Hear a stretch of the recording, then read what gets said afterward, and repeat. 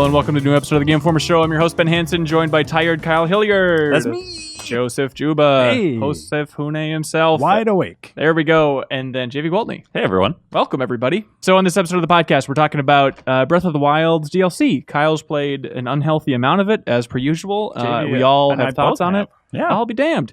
Then we're also going to talk a little bit about, I want to talk about PlayStation's weird PlayLink initiative, which they kicked off with a game that is very much in the same vein as the Jackbox series called That's You. So we'll talk a little bit about that, some other things here and there, then some great community emails, then back half of the show, back of the box trivia. No theme this time. I thought about it in there because you start connecting dots and it's like, oh, maybe I could pull a fast one on them. There are no fast ones being pulled. This is just good old scattershot back of the box game trivia. That's my favorite way to do it. Is that right? Yeah. That sounds like the setup for a fast one being pulled, though. Maybe you guys can find the connecting thread. It's like code names at this point. All right. So, hey, I mean, we are officially in the summer doldrums, realizing, what the hell are we going to talk about? I guess DLC and then a game that's technically on your phone. We've hit it. We've hit the low point of the summer. It's only uphill from here. I don't know. I don't think the phrase summer doldrums really applies as much these days. I didn't think so either. And then I looked at the release calendar.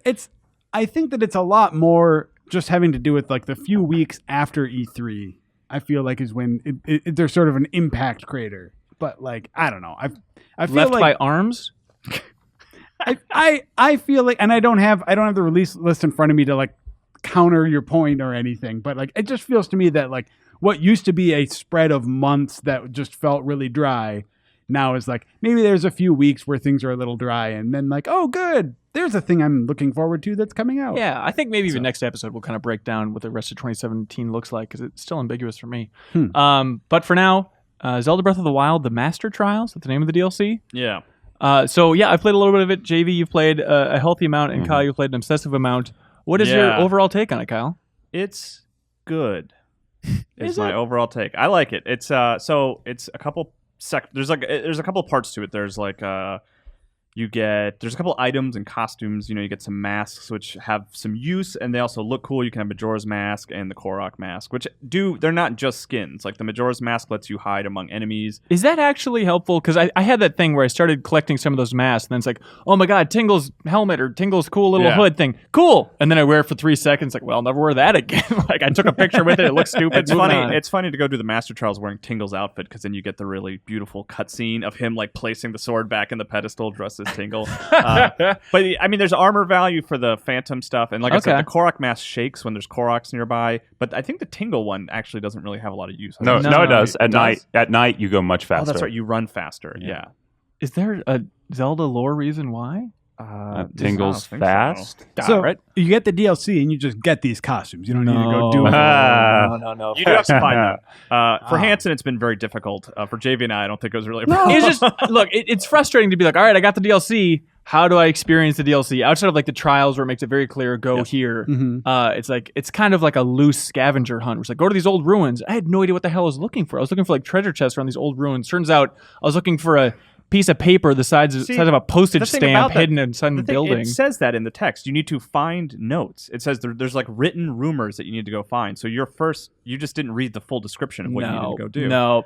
Hang on, let's see if I have it on my phone. It says something there are rumors of the mask being in this area. Find more at the There's outpost. a woman who writes rumors. She's been there the whole game. She leaves notebooks in nearly every stable. I don't think I encountered much of that stuff. Yeah. Okay. Yeah, I maybe skimmed through it if you're once. a smart person, you can find it pretty also, easily. No, but also that's stupid if it's just costumes and stuff. They have value, though. It's not just skins. If they were skins, I would just want them. But I actually really liked having the opportunity to go track something down and do a little bit more puzzle solving because that's the value of that game is finding things in that open world. Yeah, and I kind of agree with Kyle. I really actually like the scavenger hunt aspect of it. And I also dug because sometimes the chest will be buried beneath some ruins or something. You have to use your magnetic abilities to find it. One of them's buried beneath one of those old rusted guardians. And so when you pull it up, it does this ludicrous thing where it shoots the guardian into the air with the force. And it spins and then just falls back to the earth. And I'm and it wasn't a major thing, but I went, heh.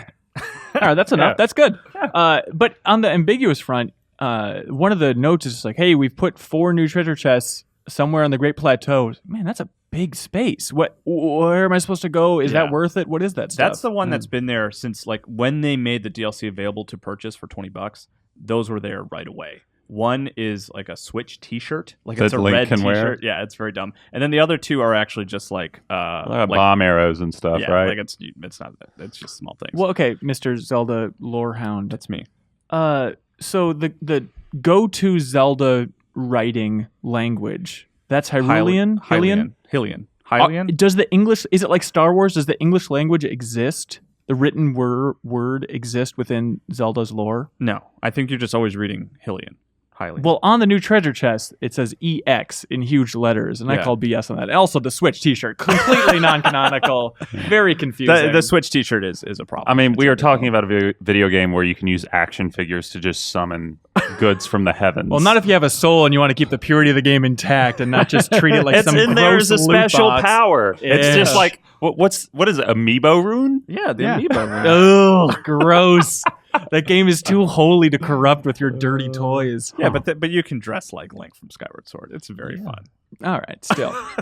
So all that costume stuff, that's fine. Is the meat of this thing the trials? Yeah, like that stuff is if that was just like what made up the $20, like that would be a problem. Also, I think it's not great that like a hard mode is sort of pushed behind a paywall. Basically, it seems like hard should be free. Also, maybe you remember the name, the thing where you can look at your map.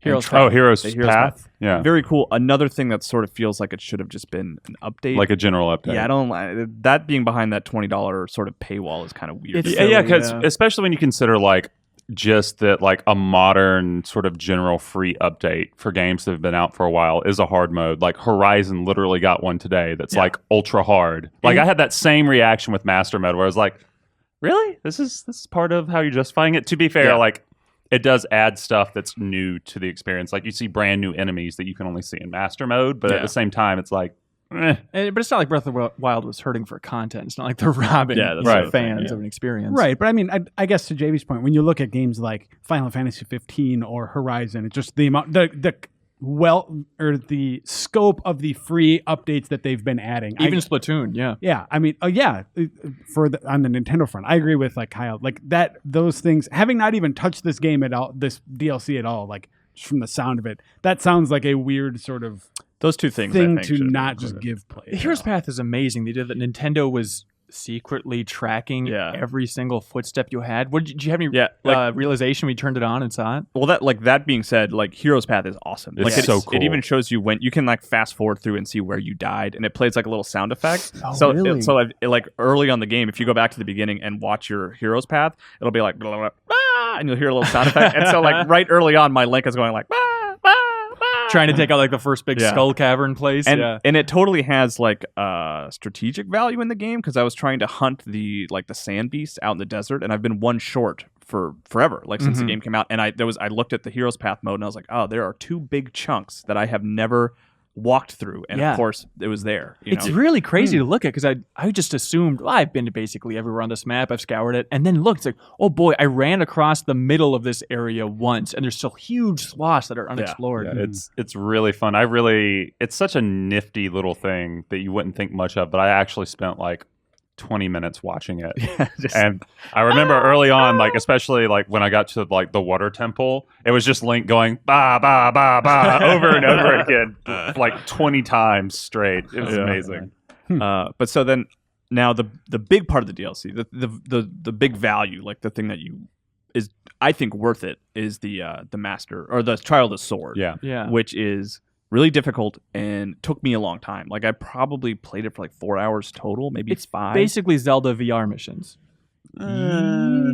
Yeah, I mean, I don't know. I don't think that's I think that's kind of a fair comparison because it's 45 levels and each level is like memorable and distinct and set up like it's not random. There's no random elements to it. Like you have to go through the 45 levels and each one has different strategies, which some you can identify right away. Some I kind of discovered after dying and having to replay them a couple times. But it's always in like that forest fake environment, right? No. Oh, really? There are other fake environments. Interesting. Yeah, Okay, that makes it a goes little all more over the place, interesting. yeah. So they are more puzzle oriented. It's not just like fight off waves of enemies or things like that. Certainly not waves, not puzzles. Like you're not moving boxes on switches or anything like that. So it's not like doing shrines. shrines. No, No. it is not Okay. like doing It shrines. feels like but- an extension of like the Eventide Island, right? Yeah, actually, Eventide is like it's kind of like a Eventide Oh. cut into chunks, Yeah. sort of. Like, Okay. like I kept thinking about like Metal Gear 5, honestly, because like some of it's stealth oriented. So like you'll come across like the camp of bokoblins or whatever, and you'll have like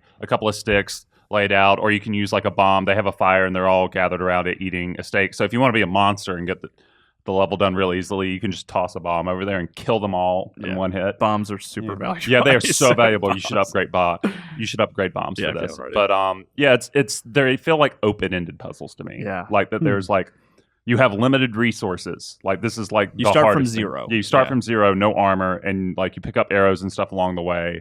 And it's like, okay, how do I use the limited resources that I have to like kill the 5 to 10 monsters or the boss monsters that's here? Yeah, and but like isn't that- that's literally every single level. But it seems like my overall take on the DLCs that I've experienced so far is it seems to be burrowing in on the aspects that aren't necessarily my favorite of Breath of the Wild, Like the combat. yeah, combat, Sure. or the novelty costumes. Like, okay, those are fine, maybe for like completionists, but it works for you. Like, you enjoyed the combat that much. Yeah, Yeah. It's really weird because I didn't expect to enjoy the combat because I don't like breakable things in games. Like I've never liked a breakable weapon system until actually Breath of the Wild because I like that it forces me to change weapons. That and that there are so many weapons. There's so many weapons in Breath of the Wild. I didn't know you Each could one- cook Kool-Aid in Breath of the Wild, right, Joe? Yeah. Sorry, Joe. Anyway, but I like how fast and fluid it is. I never liked combat in Zelda, and this is the first time where I feel like there's just so much that you can do in any encounter, especially when you're approaching it and you have time to plan for it. Like use bombs, you can like pick up metal crates, and there are a lot of metal crates in these puzzles too with your magnetic abilities, and just slam them into enemies and knock them Yeah. off ledges. It's also that thing where like I went into it, I was like, well, I've never been super great at pulling off the flurry attacks or the counters, and I was like, I probably have to get good at this as I play this. But that's really not the situation. Like it really is.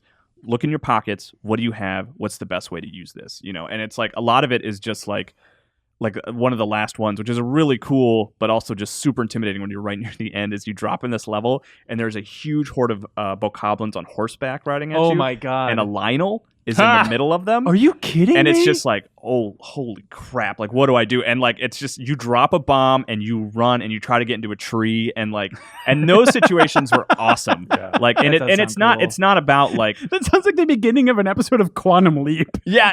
Really, I mean, yeah, there's a lot of sections where you're like, where the hell am I? What's going on? And then like arrows are like flying at you, and you like in the middle section where Oh you have my a lot of the God. like a lot of areas where you're flying on your paraglider and stuff. Oh, like cool, That. okay. There's a lot of times where you're like, all right, where am I? Oh, there's an arrow flying at me, and you immediately jump and just paraglide into the air and like get out of the way. So there's a lot of really cool moments like that. yeah. Yeah, and they're constantly sort of forcing you to learn new strategies. Like early on in the beginning trials, the easiest thing to do is just rely on your bombs and not blow yourself up. Like honestly, that's the biggest thing. Yeah. But then the middle trials, some of them take place in like a giant wind tunnel.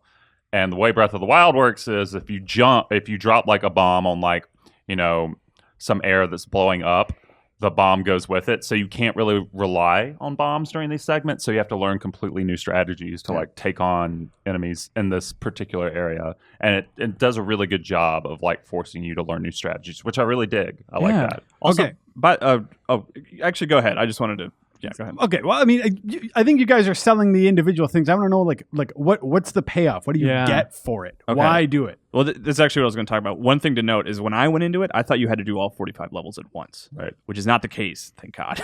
You can It's- jump ahead again. No, what you do is it's broken into 3 parts. Like the first one is Beginner. It's just 11 beginner. It's like yeah. 11 levels and 16 levels and like 24, and then you Okay. can do each of those separately. So and you actually do get a reward for completing each section.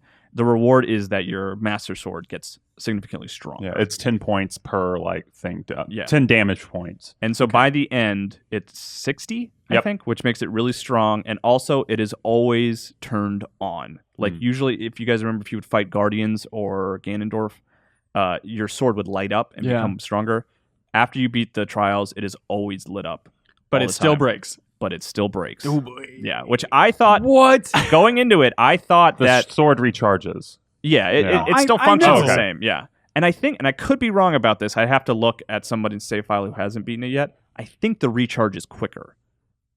I think it was 15 minutes. I think now it's 10. No, it was 10. Was it 10? Okay, so then that's the same. Yeah. So your Master Sword is significantly stronger, but it still has the same limitations. Yeah. Which I thought going into it that that wasn't going to be the case. The way they were talking it up, even in the intro of like, oh, this is going to finally unleash the power of your Master Sword. They made it sound like it wouldn't break. Look, what I thought was going to happen was that like it would light up, and when it would break, it would just become a weaker sword that you could use around. Yeah. But that is not the case. It functions the same as it is, just a lot stronger. Joe, It's a are bit you of ever a going bummer. to play this DLC? Well, no. Oh no. I'm You're done. pretty much done with Zelda. I'm done with Zelda Yeah. at this point. Like forever. You sound like a Zelda movie. bitter soul about it. No, I mean, we've talked about this. We've talked about this on the podcast a little before. I don't want to like dredge it all up completely. About how you played the game wrong? But for me, I think it was like I enjoyed my time with Zelda. I did not enjoy it as much as everyone else seems to. So, but because of that, it makes it sound like I hate the game or something, because it's just my opinion's a little lower than other people's, and that's not the case. I enjoyed Zelda. I'm glad I played it, but like there are lots of games that I play and enjoy and don't go pick up the DLC for, and I think this is going to be one of those. I think I'm happy with the time I spent with Zelda, and I'll leave it at that. Right, because I feel like that's honestly, there's a lot of DLC that I feel that way about, where it's like, oh, Final Fantasy 15, I've enjoyed my time with that, but I don't care about these characters enough to like play all of that DLC. Yeah, or in that case for me, it's like I want to wait until it's all. I played so much of it in such a short period of time that's like for FF15, I want to go back to it like a year later once all of the changes have been made, and then sort of I don't want to experience those changes like incrementally. Yeah, and there's also just the nature of DLC too. Like Titanfall 2 has a ton of like multiplayer only DLC, which is fine, but like I'm not buying any of that. Even though that was my favorite game of last year. Like it's just like skins and weapons and like executions. I don't care. Like if this was like single player focused, like stabbing at what I want from that game, that'd be great. And like there's a lot of DLC for mini games that falls into that category of like cosmetics and stuff that I just don't care about. Yeah. That I won't touch. It's so tough to go back to such a huge experience like this too. Like I tried even on a flight recently getting back into Breath of the Wild, which is my favorite game of the year so far.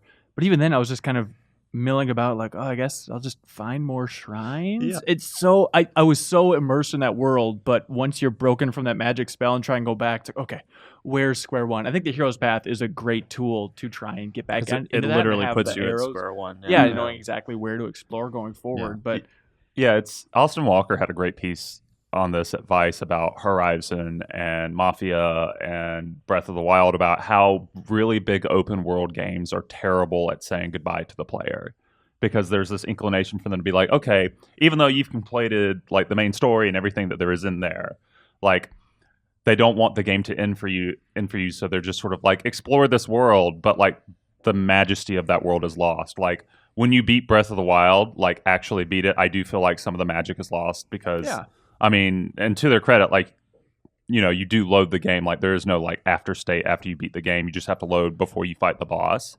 But I do think that open world games there's something lost there when you complete like the main narrative story drive there, when you beat the last boss, or like your hero story is concluded. Like what's the reason to still wander around that world? Because like the side quest, I feel often in these games, and Breath of the Wild included, and not the shrines necessarily, but the side quest just feel like chores.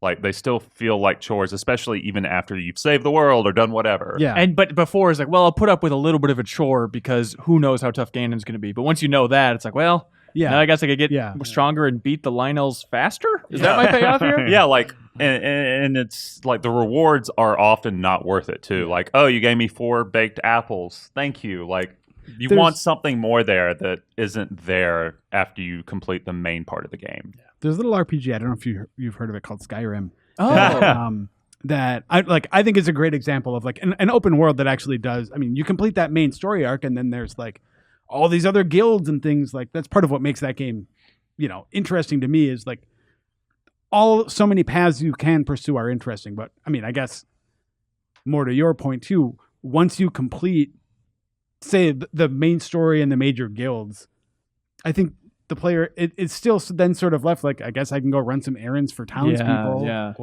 But you know, I honestly don't know if that's such a hard thing to solve, right?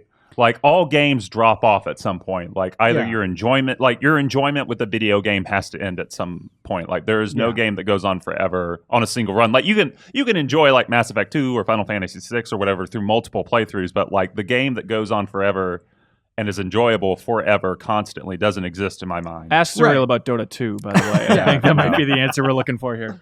I think though, I mean, I like the phrase saying goodbye to the player though, because like you're right that is a very that is a problem open world games have compared to something like I guess I know you guys haven't finished Persona 5 yet, but that's one where it's like it's a single player directed story, and like once you're done, you can start up again, but like that's New Game Plus. You can't just jump back into the world at the end of Persona 5, and it's one of those things where it's like, because it's a more directed story, it really gives you, for me, it had that time to really give you the payoff and just give you the sort of like, see you later moment. And I feel like a lot of designers and developers are caught between that sort of thing right now, where it's like, okay, we want to direct the player to a satisfying ending, but we also want to give them, freedom to do what they want, and none of them have solved it yet. It feels like you brought up Skyrim, and like, I guess maybe that could do it if like all like it's not just chores or whatnot, but even to me, like the guild stuff isn't interesting.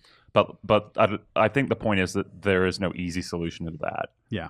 There's no easy way out. I want to go back to the thing about Master Sword breaking still. Mm-hmm. Yes. I thought that they explicitly said that, or if they didn't explicitly say it, they really led people to believe that it would not, because like the phrase was, because I remember I had to write up like when they announced the DLC details, was unlock the true power of the Master Sword. That was the phrase. And that's kind of what everyone went with, which that was the implication. I mean, that's kind of what I thought reading. Too. Yeah. Well, I actually thought it would just mean, I didn't know, because I didn't even think about the breakability. I just thought it would actually mean that the sword would be powered up to 60 damage all the time. That would be glowing all the time. I didn't think about the destructibility thing, but I do think that's a fair reading to read that and go, yep, this will be unbroken. Yeah. So, and I guess in that case, to me, like that still doesn't like. That seems okay to me. The more I let it sink in, despite my initial shock, like for better or worse, I don't like it. But the breakable weapon system, like the game is built around that, and having one weapon that doesn't break, I don't think it fixes the problem with. It would fix the problems that I have with that system anyway, and it's still, I think the consistency is probably a good thing to hang on to. It's nice to have a really powerful weapon with you that's usually available. Yeah, for sure. What do you guys want for the next DLC? It's story focused. There's going to be a dungeon. How do you think they're going to weave that in? I want to see.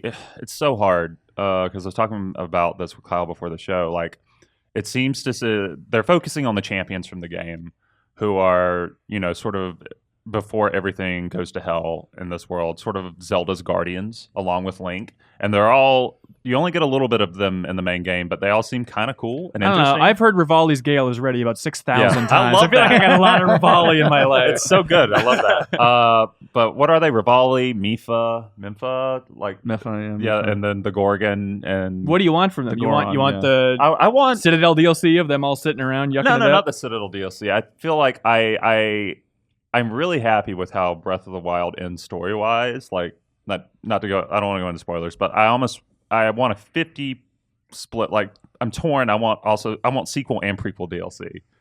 Like, I want to know more about the relationship between these characters before the Calamity and Ganon and all this stuff happened. But it would also like be nice to see some of the effects of like saving Hyrule.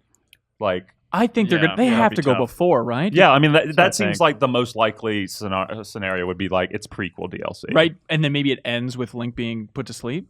Yeah, it could. Yeah. That would actually be interesting. Like, we'll still talk around spoilers with Zelda because I know people are sensitive about it even today. But yeah, like there are moments that they show in the past that could revolve around gameplay that'd be interesting. But another thing that I want is like I would like a really difficult dungeon that uses everything you've earned up to that point in the game. But that kind of goes against the spirit of the entire experience. Like if you need Givali's Gale to complete a dungeon, like does that kind of go against what they want to do? That's interesting. With this but if Zelda? it's a little side shoot, I think they could do it. That would be a fun way to do it. I think an easy way to fix that would be like not even have it set in the world, like not have it necessarily like, oh, you go here on the map to start something, because like they have master mode is like its own separate menu thing. Yeah. So maybe just have like you boot up the game and then its own linear narrative experience set in the past. I want it in that world. I don't want to think be able to walk up to it. But you know? if it's going to be the prequel instead of the pre-sequel that JV wants so bad, if it's going to be the prequel, I feel like the world changes so much throughout those 100 years that you can't do it. So I'm guessing it's going to be one of those things where you go up to an area, then teleport to a separate little enclosed space. Maybe it's like a Assassin's Creed situation. Like you go back in time to kind of... I mean, we already know that Link has this habit of like walking up to a random thing and going...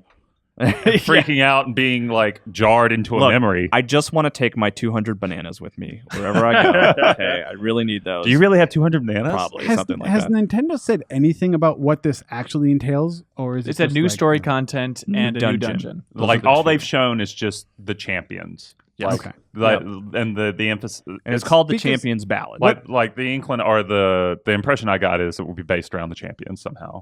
I think the only way that I would jump back into that would be if it was like if the champions were playable. If you That's weren't a lot. if you weren't Link, but like It's not impossible, though. they spend cool. so much time. Again, I guess not to get too much into spoiler stuff, but like throughout the course of that game, they spend time like fleshing out which weapons those characters use and what special abilities they lean on, and sort of like how they did function in combat, or I don't, and like. Sorry if it's so much work. It would be interesting. Like you want like a Lost true. Vikings thing, like Yeah. working through this huge dungeon, it's like switching between all the different. Yeah, champions. that'd be cool. I think Co-op dungeon. Yeah, Yeah. I think Oh, wow. something like that, like different gameplay. Like I don't know. I've been Link for like 60 hours in that game. you know? Like, and many games. Like it would be cool to like play a Legend of Zelda game that's like a main entry where you're not Link. It would be cool. They've never done it, to my knowledge. I'm trying to think if there's been a time where, like, even temporarily, you play as somebody else. Plays a wolf. Yeah, that's the closest thing I can think of. You're still Link, obviously.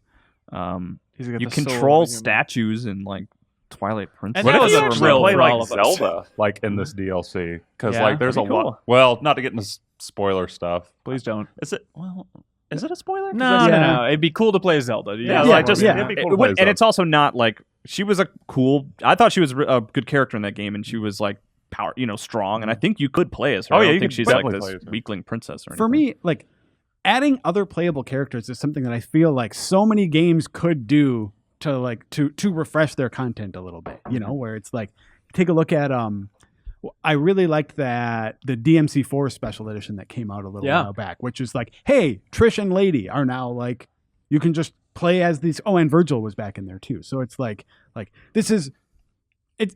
To me, it's a great way to just sort of you don't even need to do a lot. You can take content that's already there and just giving players like another interesting path through it. But I think it's just a matter of there's so many custom animations, especially in Breath of the Wild, like climbing and cooking, like making sure this that is not my problem. Okay, all right. I'm with Joe. This is Yeah, their like, problem. it'd be cool. I actually think that was like one of my favorite bits of Metal Gear Solid 5 was the revelation that you didn't have to play as Snake. That you could play yeah. any of the yeah. soldiers you captured. That was bizarre. That was the coolest thing. Well, they wrote that back into the story, but that was the coolest thing. Yeah. Or this stands out to me too as, and this isn't even just DLC, but I just love when games sort of give you those one-offs as like there's a part at the end of the original Bayonetta where it's like you've been Bayonetta the whole game and then you like switch back and play Jean for a little while, which is cool. And then there was a part in Metal Gear Solid 4 where I just felt so sure that you were going to get to play Raiden for a brief sequence, and then they eventually don't let you. I mean, you don't. But instead, they give you a whole game as Raiden, everything you ever wanted. Yeah. Oh boy, that Playing game. through that game again, it's still fun. There's a lot to like in that game. There is definitely a lot. It's very funny. Yeah. But on that note, I think it's so smart with the Crash Bandicoot remaster that you play as Coco, the sister. And Reiner didn't set it up. It's a very clever way that they introduce it, where they just have it on the first island in Crash 1. You can go to a little spot, it's like a Mario World map, and you can go to a little spot and switch out to her. But the icon on the map is the time machine from Crash 3. And as a Crash lore nerd, I love the idea that they use the time machine from 3 to send Coco back to Crash 1, is like that you can that. technically Yeah. play as her. That's very pretty dorky. cool. Give us some context. Yeah.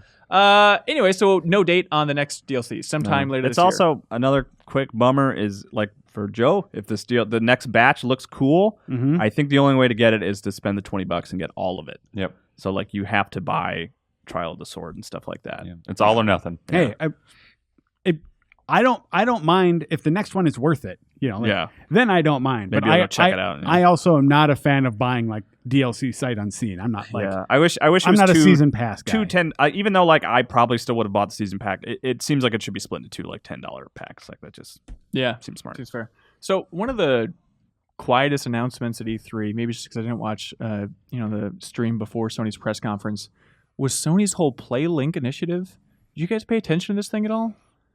I mean, that's the hidden agenda thing, right? It is, and Yeah. even hidden agenda. It wasn't until listening to podcasts after the show where I was like, wait, that game sounds interesting. Yeah, Now I it's think- one of my most anticipated of the year. I think it is insane that they didn't show off hidden agenda during the presentation, but It's beforehand. confusing, right? Like, So we should set this up a little Yeah. bit, right? So this is Supermassive, the Until Dawn studio. They announced 3 games at E3, which is way too much. One of them was Hidden Agenda, which is like a horror film thriller. I mean, it's Until Dawn, but as a thriller. right. Like that is how they have pitched it explicitly. But the twist Yeah. is that you play it with your phones in a group. And their entire pitch was like, oh, we saw so many streams and so many people told us that they played Until Dawn with a group of people and they all shouted like, do this, do this. It's just taking that idea and framing the entire game around it. So everybody has options on their phone. They can choose the way that the game is actually playing out. And then the hidden agenda part is some players will have secret hidden agendas on their phones. They're trying to influence the group in a certain way. So it's a little bit Until Dawn, a little bit Jackbox Party Pack, Yeah. and it sounds like a really fun fusion. If it's just like, a 6-hour experience or something, I think it'd be great. Yeah, like my only concern is like that sounds really good on paper, but man, I am so nervous that that's going to be like you're adding complexity there that doesn't necessarily need to be there. Like, are those elements going to combine well, or is it going to be like oil and water? Like, How so? What are you worried about? like okay, so like the players have this hidden agenda, Yeah. right? Maybe that pulls them out of the experience somehow. Like it, I think it matters. Like I need like hands-on time with this game to see how it actually functions. Yeah. Like it's just like on paper, it goes, man, that sounds really cool, but it's still, I don't know. Even if it's just like the simple act of voting, Yeah. I make this character go this way. I don't care if they die. Like that's enough for me. And I think that twist of people have ulterior motives, I think it could be a lot of fun. But so Sony has announced the games they're making for this thing. Hidden Agenda, play with your phone, right? Knowledge is Power, just basic trivia game, seems okay. Frantics, which is just a bunch of like Mario Party style mini games from the developers of Affordable Space Adventures, Napnock. Oh, okay. And most importantly, Spin the Bottle, Bumpy's Party. Everyone's most favorite. underrated Wii U games. A SingStar game, all that stuff. And then That's You, which just came out. It's free for PS Plus subscribers.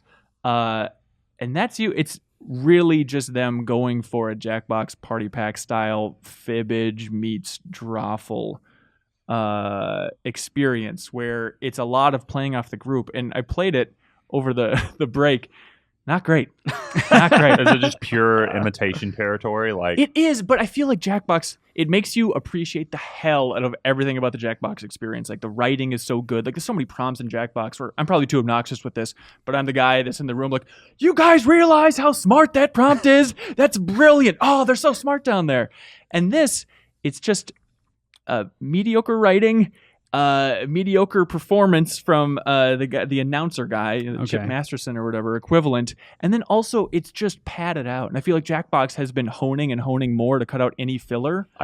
Yeah, like that's honestly my favorite thing about Jackbox because I had a friend in town and my girlfriend and I, we introduced her to Jackbox. Yeah, And I think over the past year that I've been playing it, my favorite thing is how concise they are with explaining how you play the damn game. right. Like every time it takes like 5 seconds. Totally. Like it's just like you don't have to explain anything. You're just playing and you're like right in the action like nearly immediately. Like no one ever talks about that. That's super impressive and so hard. And, Like and even outside of the game, the idea of getting into it, you don't have to download an app. You just go to a browser and it all works fine. This is the opposite, where you have to download a separate app. And then you also have to be connected to the same Wi-Fi signal as the PS4 itself. what? Yeah. Do you have to make an account? No, you don't. Okay.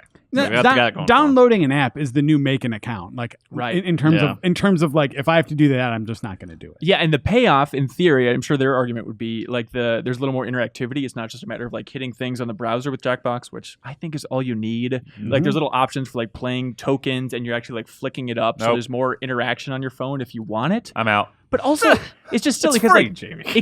it doesn't give you points if it's like, okay, take a picture of this guy in the group, and then we're gonna put it on the screen. Then everyone draw on it, and everyone choose which one represents the person best. And you draw a funny picture with a bunch of penises around this gentleman. Yeah. Thinking like, oh, the points are coming to me. I thought of putting a penis in this game.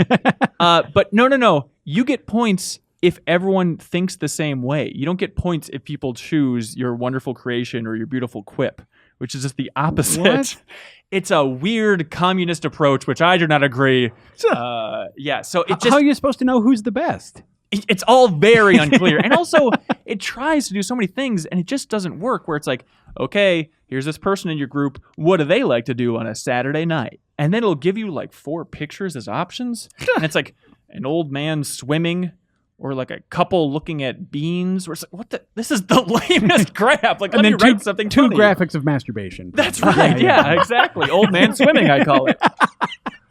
Man, that just sounds like, why would you inject like complexity, like that muddy complexity into Yeah. like an experience that is just so much fun because of how simple it is? And here's the problem. I mean, at its core, I still think it's a fun twist. And, you know, I like games that are different. And the idea of a game where you're taking pictures of people with your phone and then occasionally doodling on their faces, like, there can be fun in that for sure. So it's tough to poo-poo a game that's thinking outside the box. But when the Jackbox games are just nailing it so well, and then to have just kind of like this padded out, beautiful take on it, where you look at these beautiful 3D modeled renders of these environments. Like, this is not what I want from jokes with my friends, you know? Yeah. Yeah, and so I haven't played it. I don't want to like, badmouth it too much, but I trust your take on it, Hanson, just as the person I know who loves the Jackbox games Yes. as much as you do, and just that style of party game. Like if these guys are not, if there's something about this that isn't hitting the note for you, then I think I'll just pass. Well, what if I told you that a single game of it takes like 45 minutes? As well? Jesus, what? No! There's like 7 Whoa! rounds. It takes forever. It's like every aspect. It's just a little bit off.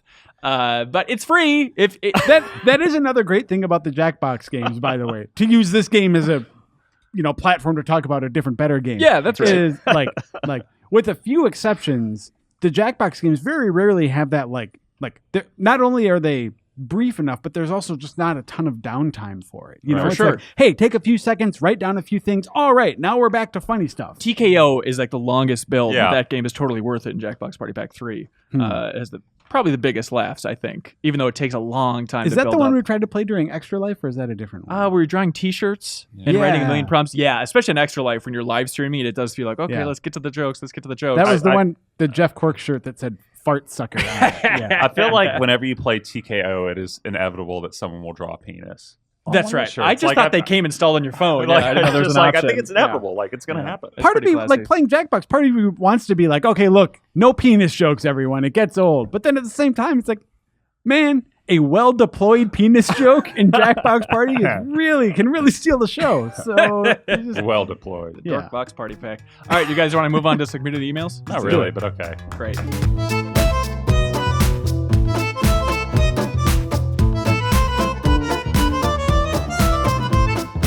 And welcome back to the Game Informer Show. Some great emails from the community. They sent in these wonderful emails to podcast@gameinformer.com. Questions, feedback, words of wisdom, prompts, news stories, anything you want. Podcast@gameinformer.com. And then you guys know the drill. We remember each and every email. We choose our absolute favorite, and then we ship them out something real nice. all right. Greatest thing they've ever seen. Hopefully it's JV's hair, which I think is fake today, but I'm not entirely sure. John from Michigan had some great feedback saying, hey, Game Informer, in last week's show you mentioned the GBA games given away during the Ambassador program and wondered why they were never ported and released separately on the 3DS. He says that it's due to, it's not so much Nintendo hates money, but that the games were extremely janky in how they ran on the system, that the emulation wasn't great, which it seemed okay, but I guess it doesn't hit that standard of, I guess they don't, if you put it in sleep mode while those GBA games are running from the Ambassador program, it doesn't go to sleep.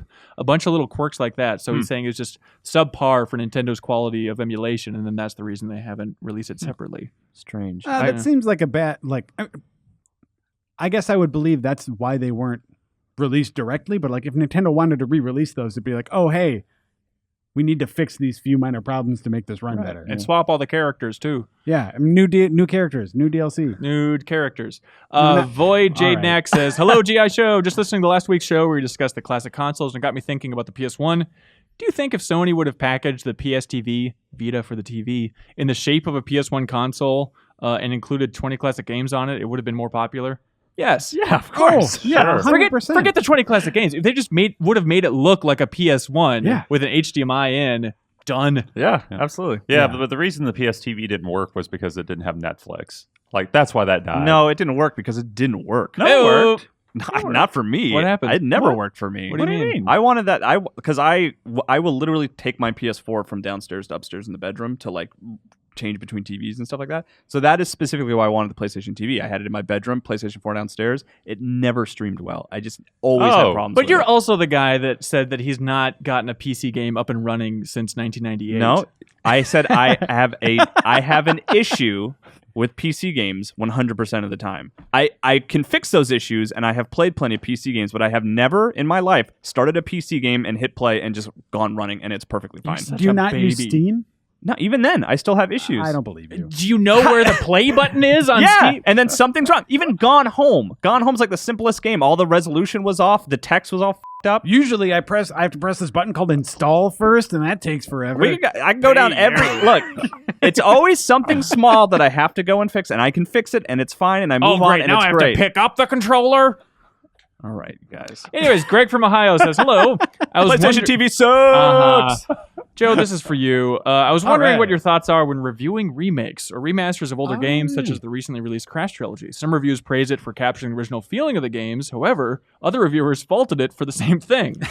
Do you look to review these games based on how well the games capture the original gameplay? Do you compare their gameplay to other modern games that are similar in genre, or look at some balance in between?"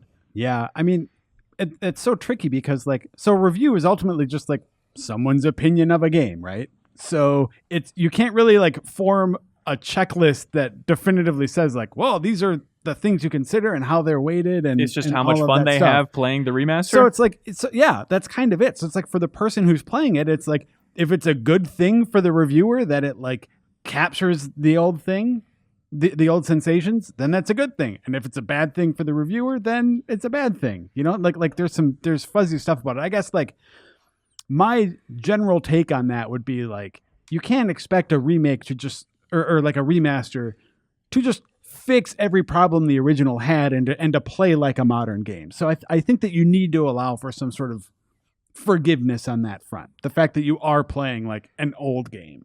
yeah. But at the same time, like I think another factor for me anyway when it comes to remasters is like did they add something to refresh the experience a little bit? Maybe that's new playable characters. Yeah. Or like I really liked in the Shadow Eco Shadow collection how it's like, hey, we included like the European version of Eco. So it's Yeah. like you can play co-op where the other person's controlling Yorda and there's a slightly different, just like little things like that. Or the in there. 12 remaster out next week. Yeah, Final yeah, Fantasy yeah, 12, yeah. Final Fantasy 12, which includes like this whole like this new job system and stuff. So it's like that's I think how you do a remaster right these days, and you don't take the approach that kicked off this sort of new sort of rash of remasters that was like, Last of Us, Tomb Raider. That was basically just here's the old game, but it looks better. Yeah. I think the standards these days are higher, and it's fair to expect some sort of additional bells and whistles beyond like, hey, it has a photo mode. How about that? Yeah, You know? yeah. I think we gave So- that Last of Us remaster a 10, but I hear you. Yeah, no, But that was early on in this stuff Totally. too, and like, And it's Last of Us. yeah. So do you look forward to remastered reviews, or do you worry about them? Like, say with Shadow of the Colossus, even though it's not a remaster, but the remake coming out. yeah, If you were assigned to that review, which you would assign yourself to it, yeah. I suppose. would you look forward to that, or is that stressful? Like, oh God, now I have to look at one of the greatest games of all time again. Yeah, I don't know. I guess I generally look forward to them just because it's a game that I liked the first time. Yeah. So it's like, hey, a reason to replay that's not a bad thing. But I guess I will say from like the standpoint of being reviews editor, whether or not we even review a remastered game is we sort of just have to take on a case-by-case basis. You know, like if it is just like a straight up, hey, this looks better than it used to, there's a good chance that our time is just better spent covering something else. Like BioShock recently was a good example, maybe. Yeah. Oh yeah. I forgot. Yeah. We didn't go through and re-review that collection. Or those Arkham games that I feel like no one talked about the remaster of. Those eventually came out, right? Asylum and City? I think so. I think so too. I remember it was delayed, but or like the Ezio collection, I think. Did they do that on? Yeah, that was a remaster. Yeah, because those are just those are just ports, really. Yeah. So like I think that's sort of where I draw the line, just in terms of like what makes these interesting to me. Is like if it's just a port of an old game that maybe that looks a little better, I'm not as interested. But if there's new stuff, then I'm excited. Awesome. John from Atlanta says, hello, GI. Square Enix have proven themselves to be very capable in the RPG genre with Mario, Chrono, Final Fantasy, Disney, etc. Is there an IP you would like to get the Square Enix RPG touch that hasn't been done yet? Dragon Ball. He says, for me, it's Dragon Ball or Dragon Ball Z. I have the best news for you, John from Atlanta. You know the creators of Xenoblade? They made a JRPG based on Dragon Ball for the DS called Attack of the Saiyans, which is pretty solid. Have you guys ever checked that out? Yeah, I played that on an emulator once. Oh, dirty. But I mean, on what, DS, 3DS? It's on DS. It just plays like a Super Nintendo JRPG. If you want that experience from Dragon Ball, I think it's just the first saga. There was saga. But. There was actually a really weird one that was drawing heavily from Chrono Trigger, clearly, for the Super Nintendo that was only in Japan. That's right. Yep. Where like you could get Goku killed, never bring him back, and have Vegeta be the hero. Oh, and it was that's super cool. Vegeta wouldn't be into that. And Vegeta would go Super Saiyan against Frieza. It played all the way up to the Namek saga. Really? It was super fascinating. I remember playing it when I was like, I want to say 13, and just going, this is amazing. This is the best game I've ever played. Like, I would love another game like that, but with like modern visuals. Okay. Yeah. So that's my question about it. Is like, if you played those at the time, that was the best you could expect out of a video game adaptation of DBZ at the time, right? But what if you were to get that today, would that really harness or encompass what people want or expect out of that franchise? Like a 16-bit JRPG? I think so. Is that I mean, Dragon it seems Ball? like you think that's peak JRPG is 16-bit, so I think a lot of people out there don't want anything but that. I do for JRPGs. I guess what I'm saying is like when people say, I want a Dragon Ball JRPG, do they want, I guess they want Blue Dragon. Yeah, to me it feels like the spectacle and the fights of Dragon Ball Z don't really transition into that like genre super well. I disagree. Actually, I don't know the series super well. It's all about I think fighting it would 16-bit. It would be much more interesting to me than like the plethora, the unending wave of fucking Dragon Ball Z fighting games that have been coming out forever. I'm sick of those games. Just give me another damn JRPG. But Dragon Ball FighterZ looks badass, right? Oh, it looks fine. Like, it looks really good. But like, man, I just want a Dragon Ball Z game that's not a fighter. Well, the other thing about Dragon Ball that, like, if you're just like Joe, kind of a surface level understanding of Dragon Ball, it's just about fights. I mean, it's true. He just said, it's just about the combat. But like, the cool thing about Dragon Ball Z is like you get to see the lives of these families over a huge period of time. Like, the children grow up over the course of Dragon Ball Z. The children die. You have to watch the mothers deal with the and then they get brought back to life, and they have their own children. It's those a children. It's like 40 or 50 years, right? Yeah. Up until like GT or whatever. Like that's where I think that could shine in RPG setting. Yeah. It's like you get to see Goku as a child, as a teenager, as an adult. Then he dies, and he comes back, and he's an adult, and he has kids, and his wife's still mad at him. And he's a terrible father. He's the worst dad. But he's very nice. Yeah, Piccolo raises his son. But even on it's a tactical RPG, but Dragon Ball Fusions just came out last year. That's that might give you interesting. what you want. Yeah, but that's like very really fan story. servicey, right? Yeah, like I there's just not a story want there. one of my dream games of all time would just be a straight shot like JRPG version of Dragon Ball to Dragon Ball Z, like all the way through, maybe one for each saga. Yeah. Like that's what I want. No fan service, just nope. This is what we're delivering. It's clear cut. What about Action RPG, Legacy of Goku series, and Boo's Return, all that stuff on GBA? Did you play those? Yeah, I play those, but Jamie, I feel like there's 1,000 options that are very similar to what you're looking for here. Perfect. They're not good. Okay. All right, They're fine, but they're not great. They're fun. Joe, what do you want, man? What IP? So this is maybe stupid. But Guaranteed. We just talked Waiting about with Dragon Ball Z bated for like breath. 10 minutes. I really like revenge stories. So I would love to see. I don't know how you'd work combat in this. I'd love to see a Count of Monte Cristo JRPG. Jesus. You fucking nerd. I like you just it. out-nerded everybody. Because I'm into so okay, everything Kyle was just saying about like Dragon Ball spanning these like generations and stuff, like that's part of what makes like the revenge story of the Count of Monte Cristo so satisfying. What is that? It's an old French novel. What's it about? Revenge. It's basically, I mean, you know the plot of RoboCop? Yeah. It's like French RoboCop. I'm listening. Yeah. Where a guy You okay, Jamie? it totally is. No, he just broke my brain because he's absolutely right. It is absolutely French RoboCop With the baby food? and with like everything? aristocrats. Yeah. So, I mean, the idea is there's a guy who has a good life in front of him, has some good friends, and then he's sort of he is betrayed and wrongly imprisoned for years. He escapes, and when he comes back because he met this guy in prison who guided him to this like vast treasure, just this enormous amount of wealth. So when he re-enters society, he doesn't re-enter as himself. He re-enters as this enigmatic figure named the Count of Monte Cristo. And he uses this vast wealth to basically insinuate himself into like high society and to get revenge on like the three main people who who did him wrong. He basically like starts poisoning their children against him and just like basically taking everything they value in their like personal lives and their, you know, business ventures and stuff and just Yeah. like turning that foul against them. You know, I take it back, Joe. It sounds cool. So that's what I It want. would be cool. Yeah. I Over can the do that. span of like 50 hours, you could really sort of sell that like that slow, that simmering revenge plot. Yeah, and like it's also that story's very operatic, just like so many of those JRPGs are. Like it just you wouldn't have to be beholden to like subtlety or anything. You just be absolutely ludicrous and, you know, flamboyant. Yeah, that would work. Is it Yeah. public domain? How old is it? Oh yeah, this is So ancient. somebody could do it. Have at it, Square. It's right there. Just do it, man. At least make it a Kingdom Hearts world. It's not too hard. Oh boy. Let's see. No, we want a story that makes sense. That's true. Kyle, is anything pop for you? The one that immediately jumped in my head because I was like, "Oh, what characters do I like?" And I was like, "Oh, Mega Man X." And I was like, "Well, that actually exists. It's a command mission, so never mind."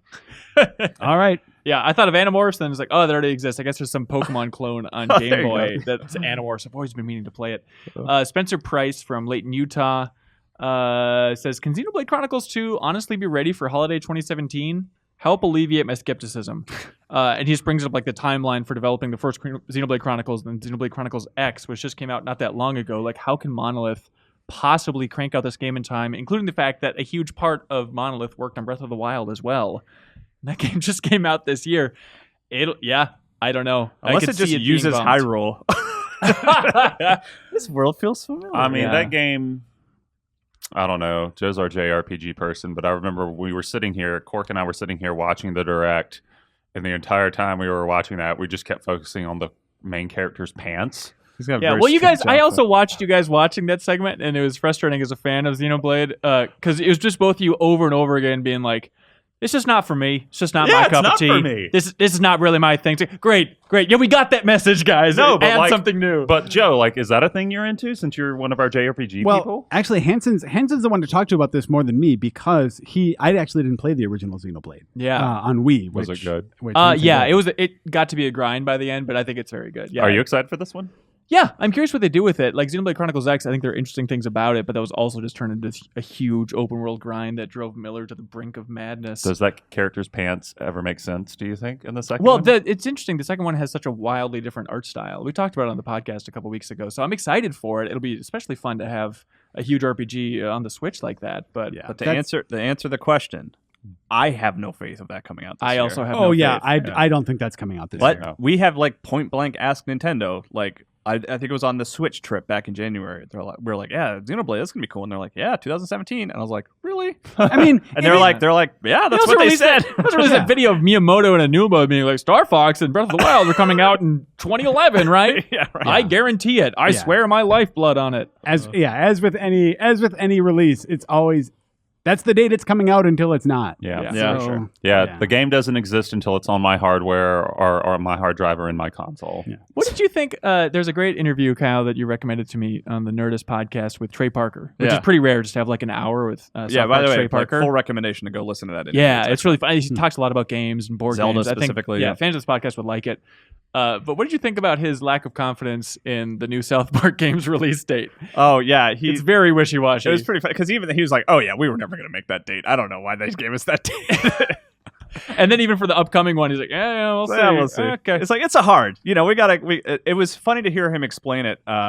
Talk just to kind of sidestep about that game of just like the idea of like, we come up with an idea and then maybe it's not the best gameplay idea, but it's very funny, and then they have to convince Ubisoft that it's very funny and worth keeping in, and then they have to convince a Japanese studio that's helping out with the game that's Osaka's very helping funny out with and it, keeping it. And so like you could tell why that game's taken a long time because I bet it's just a lot of Trey Parker, Matt Stone being like, guys, trust us. This is funny. Let's keep this in the game. Well, also, I mean, that's every 2 weeks then when they can get him on the phone. The rest of the time is waiting for those guys to weigh in. Yeah. And because that game's initial release date already passed, right? Like it was supposed to come out. Oh, yeah. Like What? twice. For sure. I feel like twice Yeah. it's passed. Okay. Yeah, He I think so. seems confident about this year though, ish. Also, there's a funny moment where Chris Hardwick, the host, said, like, is there anything you want to spoil about Fracture But Whole? And he's like, I don't think there's anything left to spoil. It was just like very defeated about that game in general. And Yeah. I have confidence it'll be funny. Yeah, but it's gonna be good. they're clearly worn out by it at this point. Yeah. Anyways, David Blessman writes in and says, Dear Game Informer, happy Independence Day. Same to you. And belated Canada Day. Same to you. I hope you all are doing well and celebrating with movie quotes, fireworks, and freedom. Thank you, we are. I was wondering if you all had some favorite patriotic moments in movies or video games. Being that we're all fans of different genres, I think any sci-fi moments are fair game. P.S. Ben, you always read my brother Stuart's emails, so I'm hoping to catch up to his track record. He was the one who got me listening to your podcast since the History of Game Informer episode with the Andys. Thank you. Yeah, Stuart Blessman writes in all the time. So hello, brother David Blessman.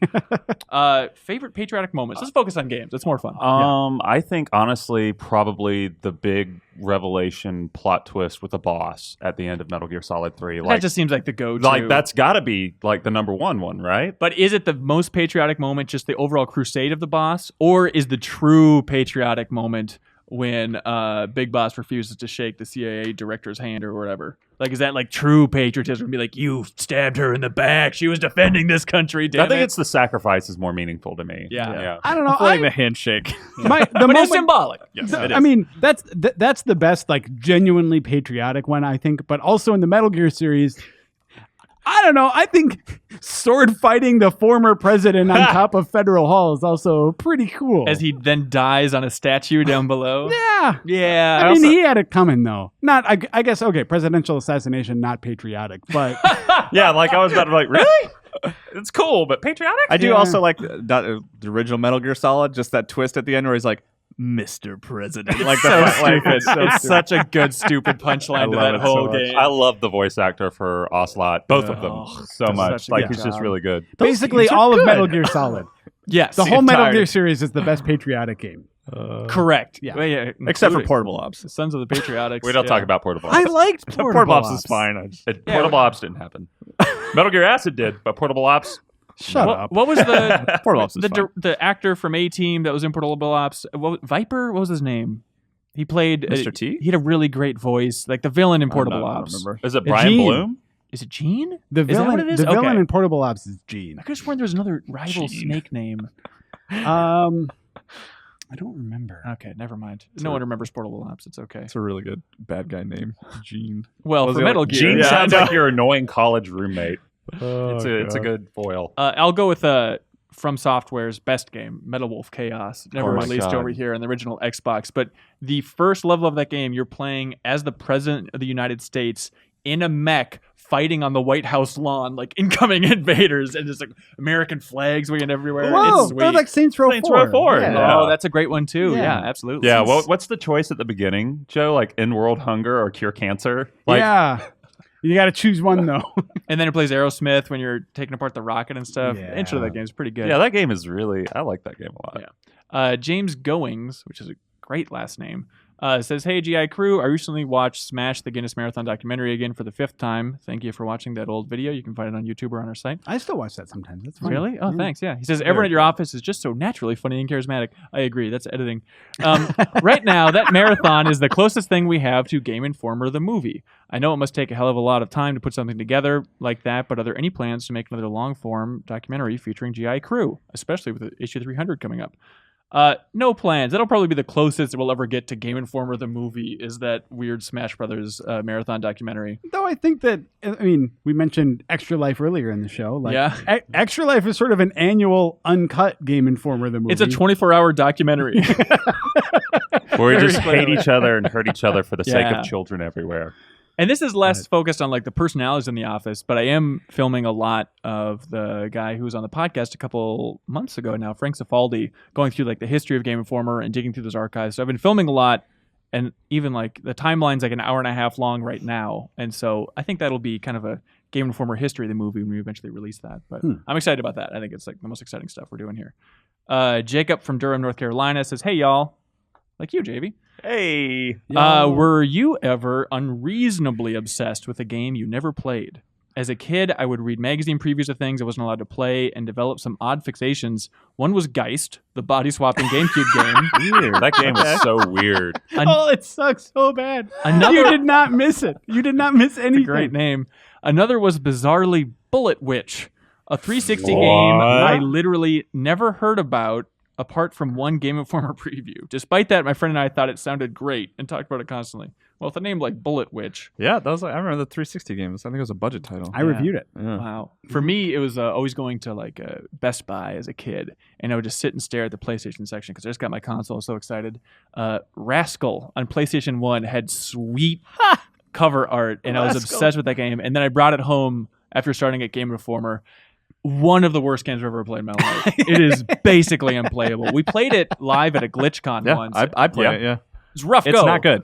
It is No, not good. Not good at all. My thing, I always remember looking at the back of boxes and being like really excited about what I was seeing and being like, well, I'll never actually get to that point, even if I play this game. I don't know if I just thought I wasn't good enough. I remember looking at the back of Shadows of the Empire for Nintendo 64 Yeah. and seeing like the Wampas. And I even had like that VHS that Nintendo sent out where they showed stuff with the Wampas. I Yeah. was like, wow, that's amazing. I mean, I won't be able to get that far. You realize so- it's the second level, right? Yeah. Yeah. I mean, I learned that when I actually played the Okay. game. But even that first level took me a while to get through at that age. And By the way, that game's out on Steam now, and I played it recently. You can play it like yeah, I bought it 1080. from good old games. Yeah. Yeah, that game looks bizarre in HD. It just looks barren, and like the HUD is so small, it just feels gross to play.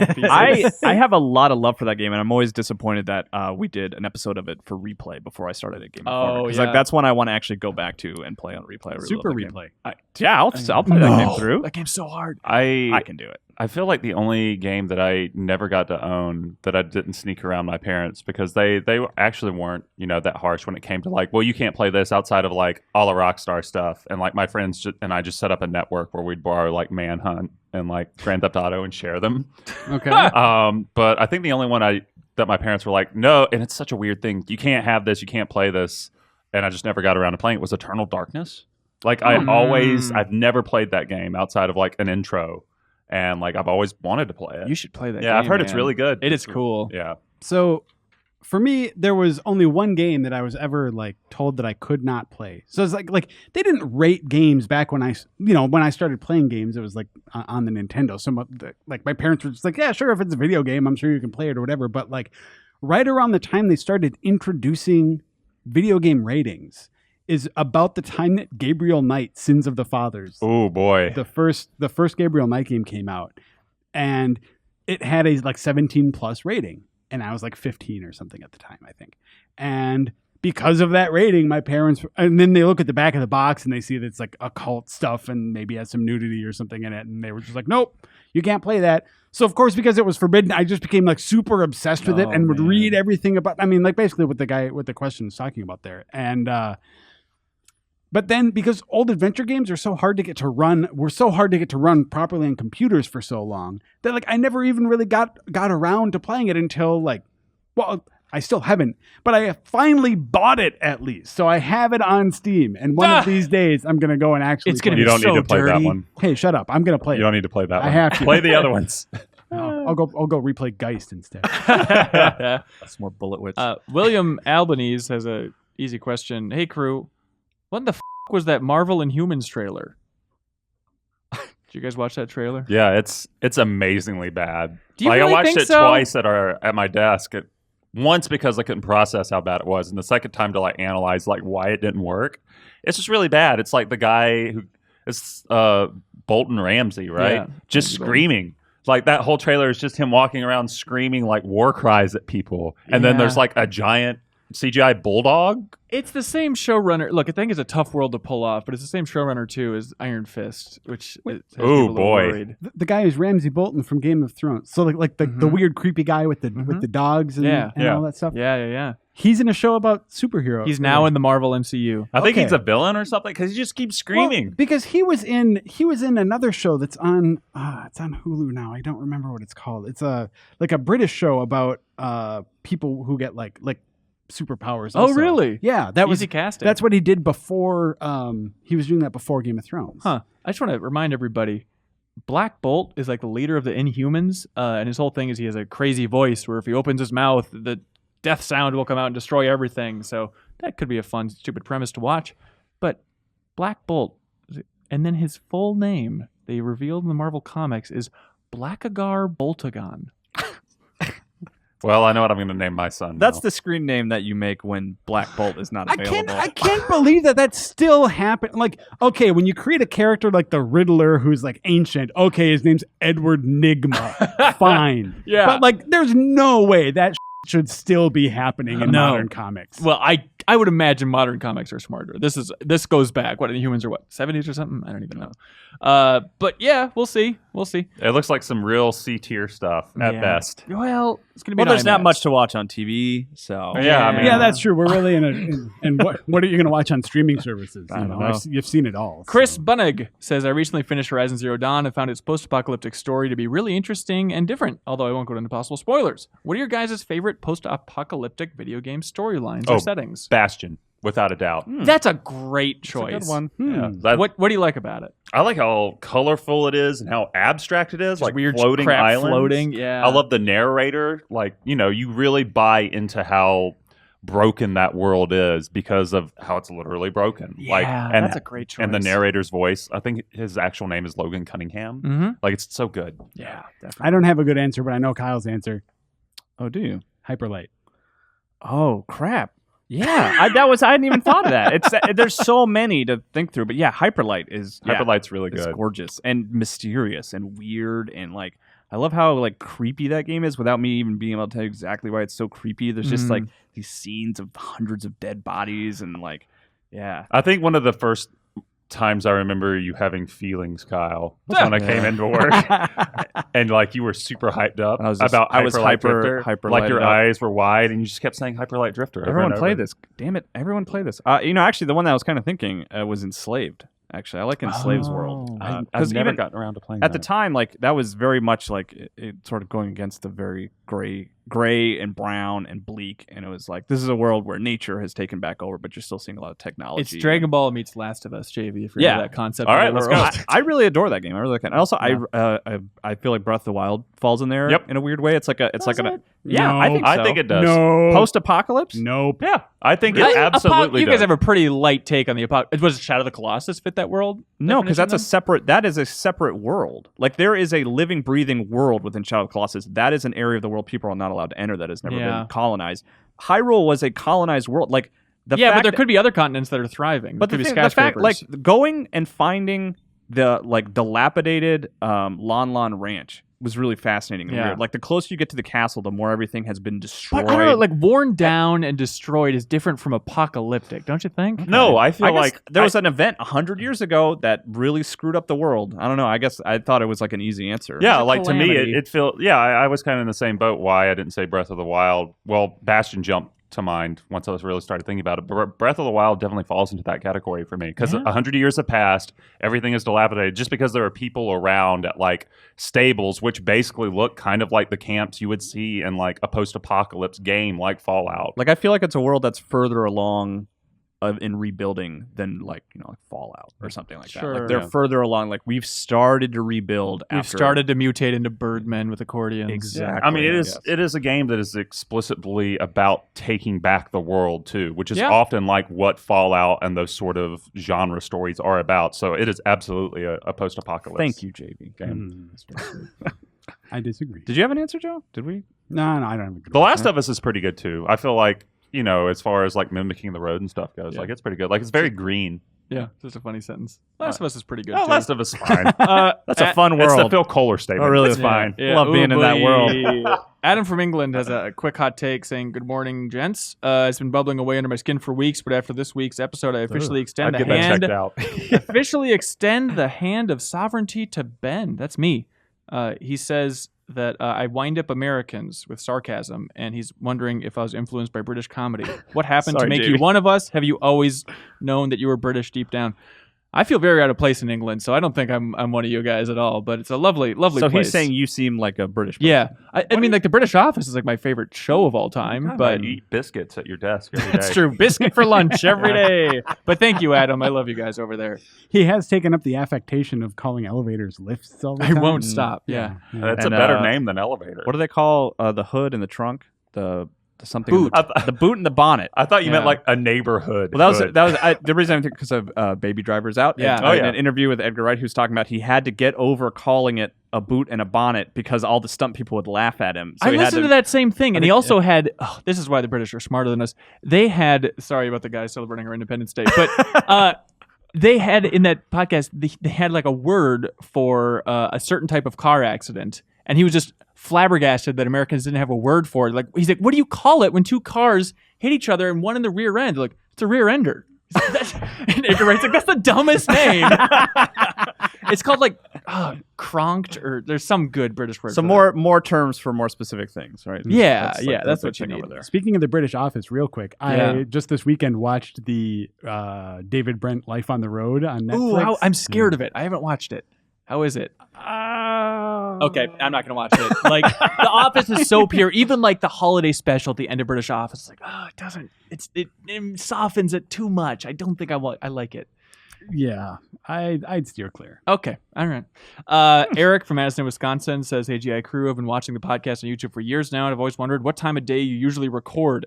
You guys are like mole people with the blinds drawn in your basement, so I can't tell that all from the video. Normally, it's Wednesdays around 2 in the afternoon. This episode, it's Thursday in the morning because we blew it. There we go. Dear... How do you read that, JV? Probkarst? Dear Probkarst people, from Ian Miller in Washington, are there any good water levels in games? Sure, some level designs can be cool, but have you ever felt joy in the depths, like joy in the depths, the likes of the Water Temple? Thanks for your input. No. Nope. I like Even The Last of Us. Nope. That crap sucks. I do like Rayman's water levels. They're not Nope. my favorite, Oh, but they're about the closest because the problem with water levels and like anti-gravity levels is you have just too much. Like I feel like you want to be kind of reined in. It's too much Echo Tides of Time. Sure, yeah, I guess. I don't know. I haven't really played. But that game. And also he moves so fast, and he just like you darts actually move around. through the water faster, I think, than you do You're on really foot. right. That might be the greatest thing. And you can also like shoot out of the water for platforms. And like we Yeah. get into like semantics here. Like, is an underwater level? Are we talking about like Jaws Unleashed, where the whole game is underwater? Or are we just talking about a game like the majority of it exists outside of water, Yeah. and like here is an excruciatingly awful segment that's just Yeah. here because the designers hate you. Metal Gear also Solid known 2. as Sonic. Oh. I hate that. I hate it so I much. do love garbage. the intensity of that section, though. Like just dodging those mines. No. At the first time I played it, I will say like the intensity worked for me. That I was like, oh god, I'm running out of breath. This, like that Ugh. worked for me. But And- yeah, like Donkey Kong Country, which I love, like it's always like, Sucks. okay, I gotta. Do some water Anytime level. I get to that point in Metal Gear Solid 2, like an hour away from it, I realize, oh no, I have to save Emma, right? yeah. Yeah. It's like, oh no, it's coming up. It's coming up. It's here. Let's get through this. Oh god. Even the brief sections in The Last Guardian, like that involved water, I didn't really Yeah. like. This is reaching way back. Super Mario Land on original Game Boy. Because you're in the submarine. the submarine underwater level I like. Yeah, okay. Any That's a sort good of one. vehicle underwater is Yeah, cool. yeah. Yeah. I almost feel like that's cheating, though. I don't know, because like Well, I mean, what? So is is the qualification like, oh, well, the water level must suck? it must is not a control water poorly. level unless you drown in it. Yeah, your skin gets wet. I remember. I think Sonic ruined all underwater levels. I mean, because Sonic has a habit of ruining everything for everyone. And those on land levels in Echo really suck. Just flopping around. Help me! The stars on my head. What do you guys like? Of the questions, Mm-hmm. I kind of like the one that I kind of like the Patriot one. I like Yeah. the JRPG one. JRPG I like the I like that JRPG too. one because the Patriot one was basically all of us having some Metal Gear Metal answer, which is Love Metal correct. I mean, But it's a lot about patriotism. I feel like we spent the most time on the JRPG one, yeah. coming up with interesting answers, and also like Joe got to tell me that that novel is The Count of French Monte Cristo RoboCop. JRPG. Yeah. Actually, let's go. I like that. The Yeah. JRPG. All right, John from Atlanta. Congratulations. We'll Hey, something home- real nice. Hey, Well done. baby, Atlanta. Hey, it's called Hotlanta, JV. Please. Yeah. You guys Not wanna- from anyone who lives there. That's true. You want to move on to some great game trivia with Back of the Box? Do it. Do it. Let's never let this podcast end.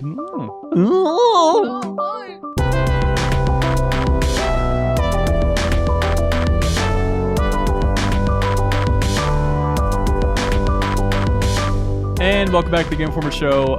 We got some hot game trivia for you guys. Back of the box trivia. We've been doing this for 6,000 years. I go into the Game Informer vault, which has a copy of every game ever made. I take a picture of the back of game boxes.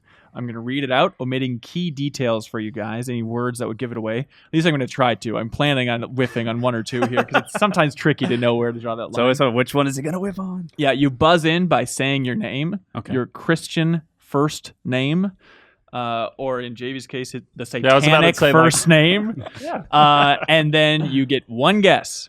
If you are the last person who has not buzzed in yet, you legally are obligated. This isn't the rules. This is the court of law. Legally obligated to lean back, put your hands behind your head, and say the phrase, "I could get used to this," as you listen to the rest of the clue in complete comfort. Okay. Joe, you've played this game, right? Yeah. Oh, yeah. Okay, good. Real, period. Bloody, period. Fun, period. The future of 3D gaming is in your hands, so get ready to push the limits of computer-generated realism and hardcore first-person sci-fi shooting action to a level so extreme it threatens the very existence of humanity. You're a scrapper on a mission at the edge of the galaxy. Grab a gun, battle helplessly for survival against the savages of deep space, if you've got the guts. Bleeding edge features. Face-melting speed. Don't get too attached to your face or your heart. The blazing fast action of blank will hit you like the blast wave of a 50 megaton thermonuclear warhead, liquefying your skin cells and rupturing your internal organs, yet still leave you coming back for more. Permanent damage and... Gibbs, help me. Beelzebub. Did you buzz in? You said my say satanic your name. You Yeah. have to say your name. Yeah, Oh, Beelzebub is his name. I get the yeah. joke. Oh, it's okay. Strafe. That's Boo. very funny. JV Galtney Strafe from 2017. Nice. Great. Wow, it really sounded so old. I Yeah, was reading. I know. it. I guess that's the point, right? That That's was a the trick. twist out of the gate. There was a Like twist. I honestly couldn't tell. Okay, is this parody? If it is, it's Strafe, but it Yeah. comes so close. Yeah. Yeah. No, that's Just say JV, by the way. Yeah, I'll do that for now. Yeah. Everyone, I was like, is that the name of some crappy old sci-fi shooter on Yes, PC? absolutely. Have a blast. And then it's in French. Éclatez-vous, I think is how they say it. Hmm. Blank is back and powered up. The Blank Rangers are going into space to fight the evil Emperor Bugler. Challenge Kyle. Is this Super Bomberman R? Super Bomberman R. How we the go. hell do you recognize You know what it evil? was? Because you said it had French, right? Yeah. So I knew that had to be a recent game because they've only recently been putting two languages. Now that's Ah. truly the wisest Game Informer editor. Ah. Kyle, amazing. I'm really blowing it. Yeah, Right on in some two. ways. All right, next one. Here we go. The blank magic of blank continues. Revisit the magic and fun of the classic blank series on your Super NES. All the great blank games for the NES have been powered up. Kyle. Kyle. Super Mario All Stars. There we Dang go. Super Mario All Stars. Would you have gotten it? Yeah, I was like a second behind. Okay, on okay. that. Yeah. Oh well. Well, we all were. JV, I heard, was like half a second. Your dumb old brain. For the first time, become a master blank on the PSP system. I will travel. don't know why this was in first person. I will travel to the distant land of Cyprus to dispose of Joe. It's shit. I don't remember the name. It's the Assassin's Creed game on PSP. 5, 4, 3. Just 2. say one of those random words. I don't know. I don't know what it's called. Assassin's Creed Cyprus. JV, you have to buzz in with your name. Oh, well. Kyle? I could get Yeah. To dispose of the remaining Templars before they rebuild their order and hunt us. Kyle, I'm just going to say Assassin's Creed Chronicles because I don't think it's going to... Incorrect. Dang it, Who okay. could forget? Assassin's Creed Bloodlines. Bloodlines. Bloodlines, I everybody. played it. I was because we went through the other day, didn't we, at the Assassin's Creed series and like looked at the subtitles and it was like Chronicles, like it's Ubisoft in general, and we pulled out how many times like certain words have been used. Yeah, because Revelations is Myst 4, which Ubisoft published. Origins, which is the new right, one, that's Rayman Origins. Hey, Assassin's give me Creed. half a point on that one. I got most of that. Oh. Oh. Oh, I see. Okay, yeah, that's fair. Yeah. All right, rebuilt from the ground up. Introducing the all-new Blank, fully customized for the Sega Saturn. The Arcade Combat Edition features explosive 31st century combat with genuine shooter-style gameplay. JV. Virtua Fighter? Incorrect. That's what I thought too. Yeah. It's the genuine shooter-style That was the gameplay. Oh, God. The year... Panzer Dragoon. Incorrect. I could get used to this. The year is 3057. A struggle for power fuels a society of warring clans. Bitter infighting perpetuates a universe of unrest. War is constant. Victory is temporary. Ceasefire is non-existent. A pause in a stream of salvos is only a signal to recalibrate crosshairs and redirect missiles. Time is scarce before the next unrelenting mission begins. For a Blank, war is life, and death is the only true peace. Jesus Christ. 48 arcade-style missions, ultra-fast gameplay, turbocharged AI, equipped with more Blanks, awesome power-ups, bonuses like stealth, invincibility, fire rate increase, add to the furious blank-to-blank combat. Oh, I think I actually might know what it is. 31st century combat. The Arcade Combat Edition. I don't know. 3, 2, 1. Can I hazard a guess? Yeah. Is it Virtua on? Mech Warrior 2. I knew it was Mech mechs. Warrior Wow. 2. It was mechs. I could not shake the Panzer Dragoon business. That Yeah. really sounded Because like that. as you started going further, I thought maybe it was the RPG. Yeah. Of like a war-torn. Yeah. We tried our best, Joe. Yeah, well. Dr. Blank will stop at nothing to control the world, and who would have thought his next move would be to attack the world's most popular sport? Joe. Mega Man Soccer. There we go, Nice. Joe. Mega Man Soccer. By the way, JV, I appreciate that you have your hand up. Even though there's no buzzer, it's Yeah. just your name, dummy. And he can't get that part right. The one time he got it right, he said the wrong name. Sodom and Gomorrah. All right. Whatever helps you, JV. Blank, the evil king of thieves, is on the move, threatening the peaceful land of Blank. He is determined to steal his way into the legendary Sacred Realm in hopes of harnessing the power of the mythical Blank. Kyle. Twilight Princess? Incorrect. As the young hero Blank, it is your destiny to thwart Blank's evil schemes. Blank, your guardian fairy, will guide you as you venture through the many regions of Blank. JV. Ocarina of Time? There we go. Ocarina of Sea Time. What? King of Thieves. What? Ganondorf. Yeah. How would that be Kyle? You said the realm of, what did you say? The realm of what? the legendary Sacred Realm. Okay, yeah, I was thinking that was Twilight Realm or something. Okay. Throw, grab, and blast your way to victory. Over 300 levels set in 5 action-packed worlds. Take on single-player or multiplayer co-op and versus gameplay with up to 4 players at once. Tweak any level or build your own, then share them over WeConnect 24. From Blank and EA comes a wild Blank-busting extravaganza. Kyle.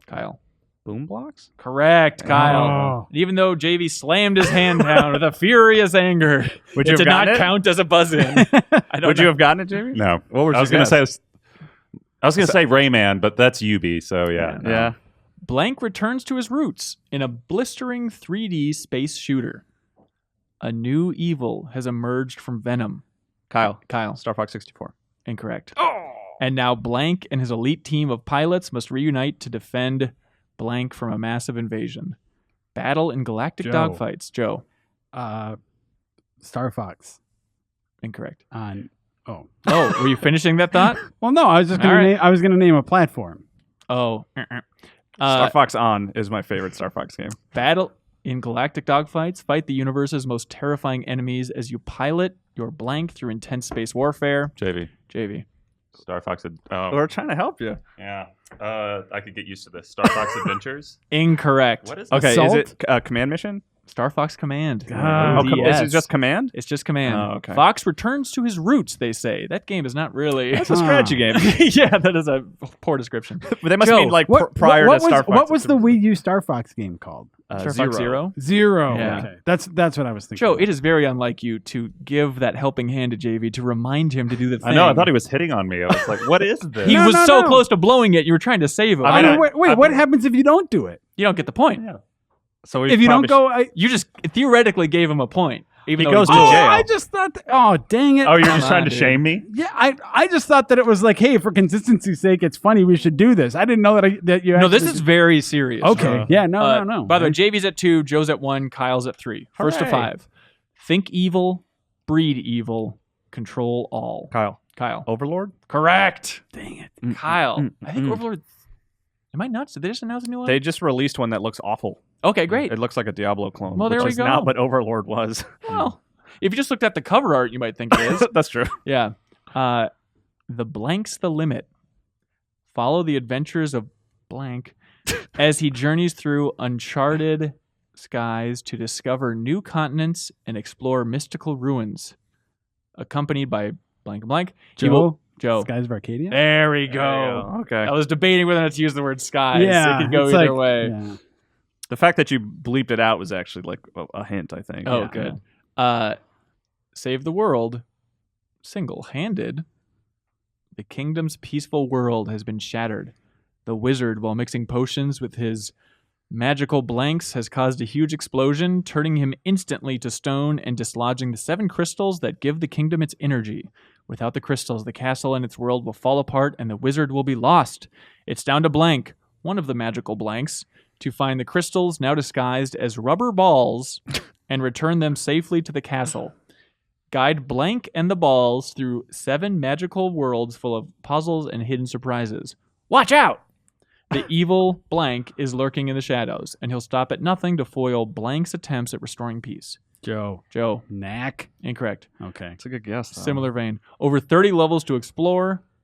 Innovative duo of Blank and Ball. That's the worst JV? description. JV. A boy in his blob? Incorrect. I could get used to this. Clever themed puzzles that require the use of both Blank and Ball. Inspiring power-ups. Change the form of the Blank and the property of the ball. There's a ball in this game, if you guys didn't realize it at this point. Yeah. Over 30 bizarre and Kyle. funny characters, like nothing you've ever seen before. Glover? Kyle Hilliard wins with Glover on the Glover. N64. Joe, I was going for you. You the one that mentioned Glover on last I week's never podcast. played that crap. Oh, guys, you guys remember? I mean, they're bringing it back for the N64 Classic Edition. Yeah, that's what I Oh. heard too. Yeah, the rumor's out there. Everyone's boy. talking about it. Forgot. Kyle wins at 5. You guys did want to it. do bonus ones? Yeah. Yeah. All right. Blank is back, which is how most Uh-huh. Yeah. fat cases work. Use motion or classic controls to slug your way through some of the most outlandish... Punch Out. There we go. There. System. On Wii. There we go. Of course. Madness and mayhem in this 3D gorilla thriller. Oh, wait, did we start a new game? This is bonus. I know, but it sounded like you went from Punch Out and you were still reading, but you started at then a new back of the box, right? Madness and mayhem in this Yeah. gorilla thriller is Okay. is the beginning of a new. Okay. Yeah, It 3D sounded gorilla- like you started in the middle of a sentence. After he already got the one? Yeah, I was confused. That's why I brought it up. Are you okay? You feeling okay? I used all my mental capacity to win, and now I I'm just understand. Yeah. Whew, tired from all that ball and glove talk. Innovative duo. It's been around since like 1906. The idea of a ball played with by a glove. Anyways, madness and mayhem in this 3D gorilla thriller. Blank is back. Kyle. Kyle. Is it Donkey Kong 64? Incorrect. Okay. With a new sidekick, Blank. JV. JV. Donkey Kong Country. There we go. They have the audacity to call it a 3D gorilla thriller. Oh, I guess this doesn't count for anything. I was about to give you some credit, JV, but no. You gave Joe credit. He got the bonus. Take it Yeah, out. but Doesn't matter. I also have the F-bomb down there, so maybe that doesn't. Yeah. that's Oh, true. look. You suck too. Fly into the face of danger. It's blank. Get ready to climb aboard, strap in tight, and take to the skies in this timeless vertical scrolling shooter. Dodge enemy fire, execute loops, and pick up a myriad of bonus power-ups. Earn your wings in one of history's most treasured arcade classics. Joe, Joe, is that 1943? incorrect. Features 32 action-packed daring levels. This one has 32 levels. That's it. That's it.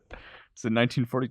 Kyle, is it 1942? Correct! Dang it! On the Game Boy. That's Joe's. I didn't get that one. Oh, okay. This is going to be Oh, nice. pity for Joe. He did good. Blank into Blank's world.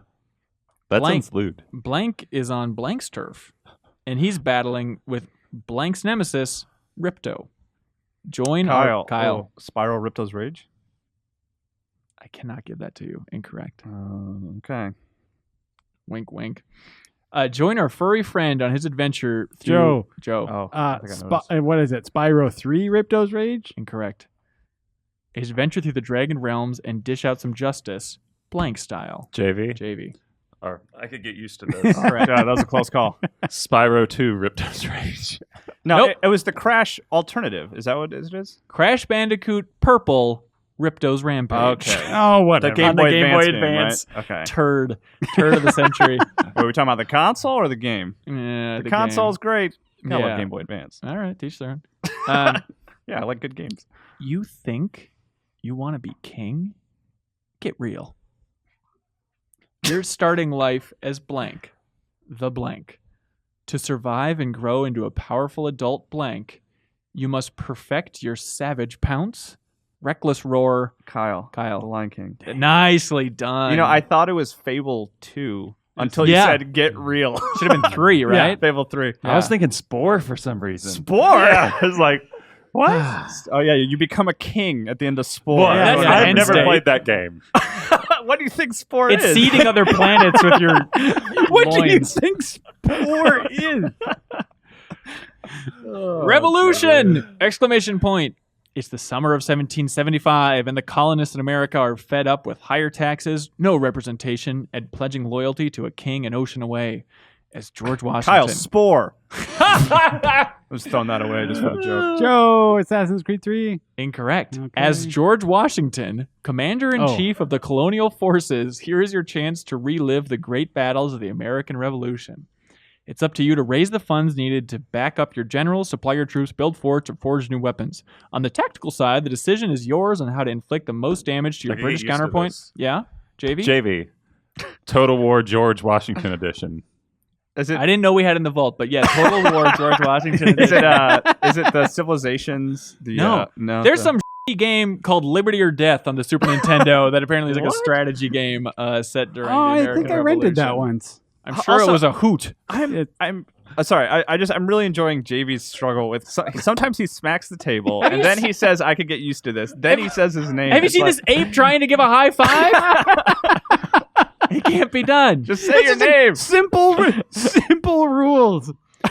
The fate of Ivalice is in your hands. Joe, Joe, Final Fantasy Tactics. incorrect.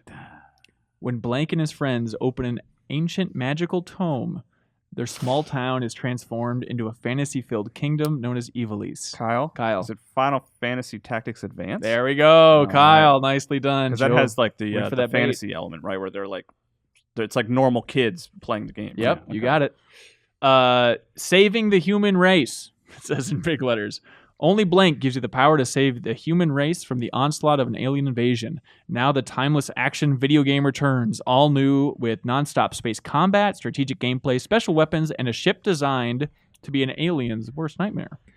You are the last line of defense. You are the Blank. JV? JV. Oh, you are the JV.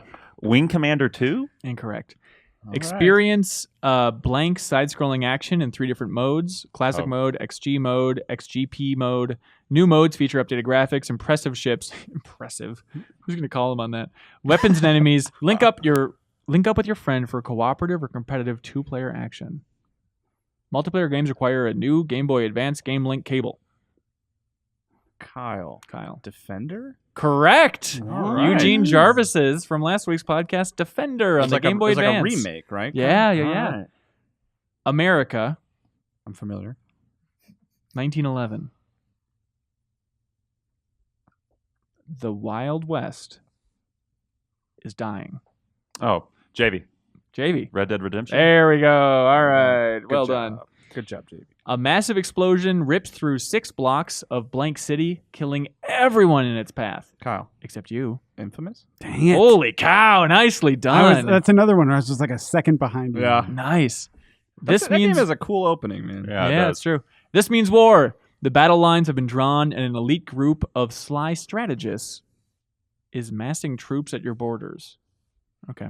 You'll have to command ground, air, and naval forces if you hope to survive the coming wars.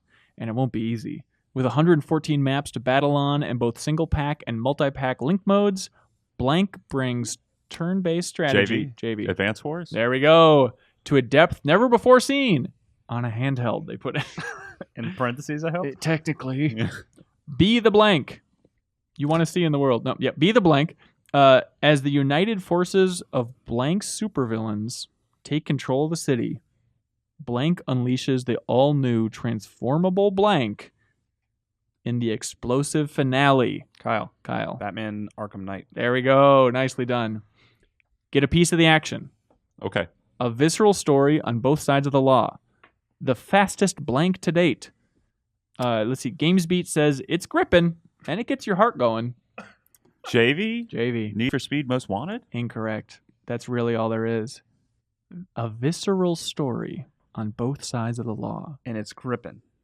Is that gripping or It's gripping with it's- an apostrophe? It's gripping. Okay. GamesBeat wouldn't use an apostrophe. Okay, good. It's gripping. Joe, what's gripping and gets your heart going? Never mind. It's the fastest Blank to date. Can you read it again? Can we get that? Get a piece of the action. Okay. A visceral story on both sides of the law. Kyle. Battlefield Hardline? Correct. Unfortunately, there was a black hole that distorted time around Kyle's microphone, but outside of that, that was 100% Is it correct. Hardline? Yes, Yeah, it's that's Hardline. Yes. Visceral was the clue, wasn't it? Yep. Yep. IGN says this is closer to replicating the feel of the real-life sport than maybe any sports game in history. Good Lord, IGN. JV. JV. Rocket League. What is Spore? Games Radar says an exercise in ultimate Zen focus and incredibly addictive, pure experience. Joe. Pinball FX. Incorrect. Oh, People really? are really slobbing this knob. I guess not everyone's going to have the name of the Zen thing. You know. Oh, yeah. That visceral. I was hitting pretty hard on that last one. Yeah. The most authentic. I could get used to this. The most authentic and addictive sports simulation ever created, says the back of the box. Blank presents Blank. It delivers the unfiltered kinetic energy of intense competition for a new generation. Ultimate sports simulation. Jesus Christ, they're proud of this. Recreates the tension of professional Blank across 19 environments. Become a world champion. Play through the challenging tournament mode or battle head-to-head on Xbox Live. Stunning lifelike gameplay, dynamic character models and animation, advanced lighting, and hyper-realistic physics. Please be what I think Is this it Madden 2011? No, Okay, here's it's Fight Night. Right? nope. Here's JB chess. seems to know.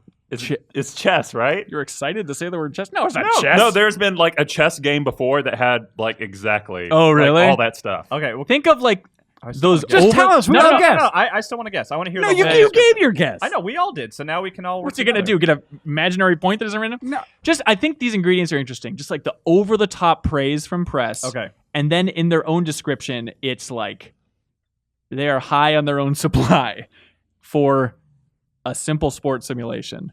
Early Xbox 360. Oh, Rockstar Table Tennis. Rockstar Table Tennis. Oh, That's exactly it. God. Nothing captures the sports simulation of table tennis. Holy cow, they're into it. Revolution.